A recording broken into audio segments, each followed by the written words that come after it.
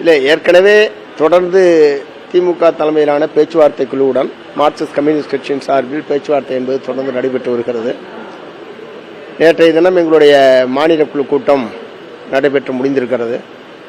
அதனைத் தொடர்ந்து இன்று மதியம் சரியாக 1 மணிக்கு மாண்புமிகு முதலமைச்சர் அவர்களுடன் பேசுவதற்கு அழைப்பு என்பது விடுக்கப்பட்டிருக்கிறது. அதனால் முதலமைச்சரோடு பேசுவதன் மூலமாக ஒரு நல்ல முடிவு எட்டப்படும் என்கிற முழுமையான நம்பிக்கை என்பது எங்களுக்கு இருக்கிறது.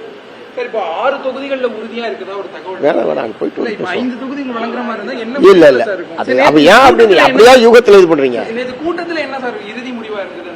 6 தொகுதி தான்.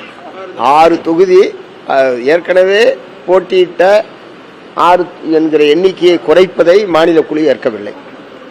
அதை நாங்கள் முதலமைச்சர்கிட்ட பேசி சுமூகமான முறையில் தீர்வு காணுவதற்கு முயற்சிப்போம்.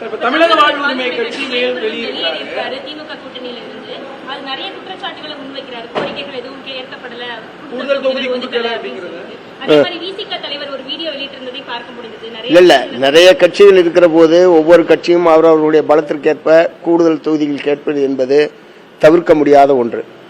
நிச்சயமாக திராவிட முன்னேற்ற கழகம் ஒரு நீண்ட பாரம்பரியமும் இது போன்ற ஏராளமான தேர்தல்கள் பேச்சுவார்த்தையை சந்தித்திருக்கிற கட்சி என்கிற முறையில் இந்த தொகுதி உடன்பாட்டை சிறப்பாகவும் வெற்றிகரமாகவும் நிறைவு செய்யும் என்று நான் நம்புறேன்.